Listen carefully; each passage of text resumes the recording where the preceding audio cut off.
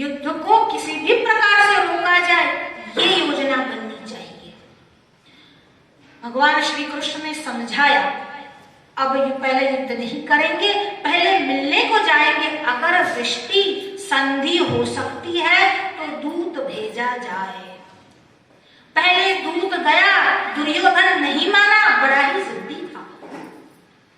अब भगवान श्री कृष्ण ने विचार किया, दुर्योधन नहीं मान रहा, अब मैं ही जाऊंगा। भगवान श्री कृष्ण दूत बनने को तैयार हुए। अब जब भगवान श्री कृष्ण दूत बनकर जा रहे थे, भीमसेन के मन में विचार आया, दुर्योधन बड़ा ही नीच है, ये कुछ भी कर सकता है, प्रभु को कुछ भी हानि पहुंचा सकता है, ये प्रभु का अकेला जाना ठीक नहीं। भीमसेन ने कहा, नहीं नहीं आप मत जाइए। युधिष्ठिर सोचने लगे, श्री कृष्ण हमारे दूत बनकर जाए, ये तो बिल्कुल ही ठीक नहीं है। उनका गला भर आया और श्री कृष्ण से कहने लगे, भगवान आपने इतनी हम पर कृपा की है, अब और अधिक रहने दीजिए। आपका दूत बनकर दुर्योधन की सभा में जाना बिल्कुल ही ठीक। आप इस प्रकार से दूत बनकर न जाइए। आपने हमारे लिए क्या क्या नहीं किया। मुझे आज वो क्षण स्मरण हो रहा है जब राजसूय यज्ञ की सभा थी। राजसूय यज्ञ में बहुत सारे ब्राह्मण, बहुत सारे अतिथि हमारे घर पर आए थे। आपका भी आगमन हुआ। कुछ देर बाद जब आप हमें नहीं दिखे और आपको ढूंढने के लिए हमने सेवक भेजे, फिर भी आप हमें नहीं मिले। ढूंढते ढूंढते हम भोजनशाला में पहुंचे और हम क्या देखते हैं, जो ब्राह्मण वहां पर भोजन कर रहे हैं, उसके पत्तल, खाए हुए पत्तल भगवान स्वयं अपने हाथ से उठा रहे हैं। भगवान श्री कृष्ण भगवान है, 6 गुणों से युक्त है, फिर भी अहंकार का नाम मात्र नहीं। विप्र प्रसादात् मम कृष्ण नाम, विप्र प्रसादात् धरणीधरोऽहम्, विप्र प्रसादात् अजितो जितोऽहम्, विप्र प्रसादात् कमलावरोऽहम्, विप्र प्रसादात् कमलावरोऽहम्। लक्ष्मी जी का पति हूँ क्योंकि ब्राह्मणों की कृपा प्रसाद से। विप्र प्रसादात् धरणीधरोऽहम्, धरणी को धारण किया। मेरा एक नाम अजित है, वो भी ब्राह्मणों की कृपा से। विप्र प्रसादात् मम कृष्ण नाम, और ब्राह्मणों की कृपा से, क्योंकि मुझे कृष्ण नाम देने वाले भी गर्गाचार्य जी थे, वो ब्राह्मण थे। विप्र प्रसादात् मम कृष्ण नाम। और ऐसे ब्राह्मणों के पत्तल भगवान आपने उठाए, आपने हम पर बहुत बड़ी कृपा की। भगवान आज क्षण हमें याद आ रहा है जब आप हमारी रक्षा के लिए नहीं सोते थे, आपको हम वहां दूत के रूप में कैसे जाने थे। उन सब ने रोकना चाहा। भीमसेन को लगा कि भगवान रुकेंगे नहीं, भगवान अवश्य जाएंगे, तो भगवान अकेले जाए, इससे अच्छा है कि मैं भगवान के साथ जाऊं। दुर्योधन, दुशासन बड़े ही नीच प्रकृति के हैं। कहीं भगवान के साथ अनुचित व्यवहार कर दे, कहीं उनको बंदी बना ले तो। भीमसेन ने कहा, भगवान आप ऐसे मत जाइए, अगर आप जाना ही चाहते हैं तो हमें भी साथ लेकर चले। अगर दुशासन ने कुछ किया, दुर्योधन ने कुछ किया, तो वही मैं उनका काम तमाम कर दूंगा। भगवान ने कहा, भीम मुझे वहां जाने दे, वहां संधि के लिए जाना है, झगड़ा करना नहीं जाना है। इसको ले गया तो उपद्रव बढ़ेगा। जैसे लाल कपड़े को देख कर सांड लौटता है, वैसे ही इसको अगर देख लिया तो दुर्योधन आटे के बाहर हो जाएगा। कहा, भीम मुझे अकेले को ही जाने दे, तू मेरी चिंता मत कर, कौरव मुझे कुछ भी नहीं करेंगे, और अगर मेरे साथ बदतमीजी की, अनुचित व्यवहार किया, तब तो युद्ध की आवश्यकता ही नहीं रहेगी, मैं ही सब काम पूरा करके आ जाऊंगा। भगवान हस्तिनापुर के लिए रवाना हुए। श्री कृष्ण रथ में बैठकर जा रहे थे। 4 अश्व श्री कृष्ण के रथ में जुड़े हुए हैं। श्री कृष्ण के रथ का जो सारथी है उसका नाम है दारुक। हस्तिनापुर में जैसे ही अब श्री कृष्ण के रथ कैसा चलता है, ये जेट विमान इतनी स्पीड में चलता है तो कृष्ण का रथ कैसे चलता होगा, वह कहां पृथ्वी पर ठहरता होगा। वो ऐसे ही दौड़ रहा था। हस्तिनापुर में श्री कृष्ण का आगमन हुआ। धृतराष्ट्र ने दुर्योधन को बुलाया और समझाया, देखो श्री कृष्ण वृष्टि के लिए आए हैं, अब भी समय है, सुधर जाओ। श्री कृष्ण जो बोले उनकी बात में हाँ की हाँ में हाँ मिला देना, उनका विरोध नहीं करना। धृतराष्ट्र ने समझाया, विदुर जी समझा के गए थे, पर दुर्योधन की मति नहीं सुधरी। मंदोदरी ने समझाया, विभीषण ने समझाया, कुंभकर्ण ने समझाया, पर रावण सुधरता नहीं।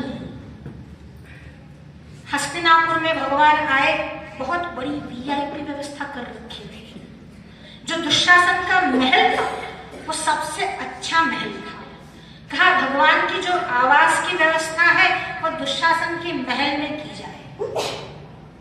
भगवान ने सभा में प्रवेश किया। जैसे ही सभा में प्रवेश किया सभी लोग अपने आसन से खड़े हो गए। भगवान कैसे दिखते थे, भगवान का वो तेज, मुखमंडल की वो आभा, वो घुंघराले बाल, वो पीतांबर धारण किया हुआ था, मुख पर एक स्मित था। भगवान आए सभा में, सबके सामने आकर धृतराष्ट्र को प्रणाम किया और कहा, मैं श्री कृष्ण आपको प्रणाम करता हूं और मैं दूत बनकर पांडवों की ओर से आया हूं। हमारा ऐसा प्रस्ताव है कि युद्ध को रोका जा सकता है। युद्ध हो तब प्रजा का अहित ही होता है, बहुत सारे निर्दोष लोग ऐसे ही मर जाएंगे। इसके लिए युद्ध ना हो ऐसे सारे प्रयत्न होने चाहिए। भगवान ने बहुत प्रयत्न किए, दुर्योधन को समझाया। दुर्योधन को कहा, वैसे तो युधिष्ठिर ही राज्य के अधिकारी है, पर अगर तुम उनको पूरा राज्य न दे सको तो आधा दे दो, अगर आधा न दे सको तो केवल 5 गांव दे दो, अगर वो भी न दे सको तो 1 गांव से भी हम काम चला लेंगे, पर युद्ध को रोका जा सकता है तो रोक लो। पर दुर्योधन बड़ा हठी था। उसने क्या किया, उसने कहा नहीं नहीं मैं ये नहीं करूंगा। शुचि के अग्रभाग में यानी सुई की नोक पर भी जितनी भूमि आती है उतनी भूमि भी बिना युद्ध के न दूंगा। सौभाग्य न सब दिन सोता है, देखो आगे क्या होता है। दुर्योधन को समझाने को, भीषण विध्वंस मिटाने को भगवान हस्तिनापुर आए, पांडव का संदेशा लाए। दो न्याय, अगर तो आधा दो हो उसमें भी अगर बाधा तो दे दो केवल 5 ग्राम, रखो अपनी धरती तमाम, हम वहीं खुशी से खाएंगे, परिजन पर असी न उठाएंगे। दुर्योधन वह भी ले न सका, आशीष समाज की ले न सका, उल्टा हरि को बांधने चला। जब क्रोध मनुज पर छाता है पहले विवेक मर जाता है। आशीष तो नहीं ले सका, भगवान को प्रणाम तो नहीं कर सका। दुशासन को कहा, अरे श्री कृष्ण को बांध लो, पांडवों का दूत बनकर आया है। आशीष समाज की ले न सका, उल्टा हरि को बांधने चला। हरि ने भीषण हुंकार किया, अपना स्वरूप विस्तार किया। डगमग डगमग दिग्गज डोले, भगवान कुपित होकर बोले, जंजीर बढ़ाकर साध मुझे, हाँ हाँ दुर्योधन बांध मुझे। तू मुझे बांधने की बात कर रहा है, मैं वृष्टि के लिए आया था।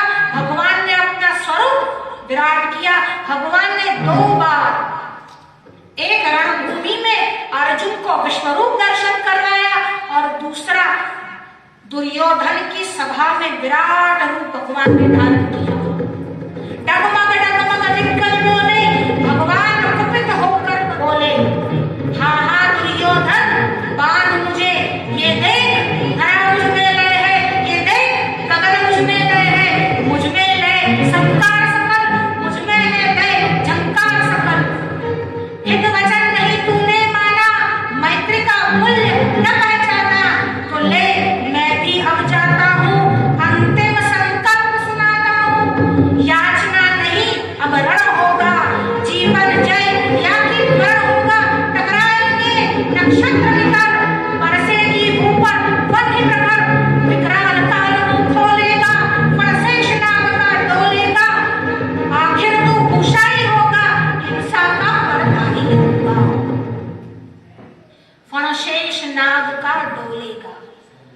मुझे बांधने को चला है, हित वचन नहीं तूने माना, मैत्री का मूल्य न पहचाना, तो ले मैं भी अब जाता हूं, मैं जा रहा हूं और अंतिम संकल्प सुनाता हूं, अब याचना करने नहीं आऊंगा, याचना नहीं अब रण होगा, जीवन जय या कि मरण होगा, या तो जीतेंगे या तो मरेंगे, जीवन जय या कि मरण होगा, विकराल काल मुंह खोलेगा, तुमने मेरी बात नहीं मानी, अब देखो कितना सर्वनाश होगा, विकराल काल मुंह खोलेगा, फण शेष नाग का डोलेगा, वायस सुगाल सुख लूटेंगे, सौभाग्य मनुज के फूटेंगे, वायस यानी कौवे और शुगाल सुख लूटेंगे, क्योंकि मरने के बाद तो वो ही गीदड़ वगैरह सब आएंगे, तुम्हारे मांस को नोच नोच कर खाएंगे, वायस सुगाल सुख लूटेंगे, सौभाग्य मनुज के फूटेंगे, आखिर तू भूषाई होगा, और वो दिन अब दूर नहीं जब तू भूषाई होगा, रण मैदान में गिरेगा, आखिर तू भूषाई होगा, हिंसा का परदाई होगा। थी सभा सज्ज मौन सब, दो नर नहीं पर अघाते थे, धृतराष्ट्र विदुर सुख पाते थे। धृतराष्ट्र जानता है दुर्योधन ने बड़ी गलती कर ली, विदुर तो जानते ही थे। थी सभा स्तब्ध, सभा एकदम स्तब्ध हो गई और भगवान ये चुनौती देकर वहां से लौट आए, जा दुर्योधन एक दिन तू भूषाई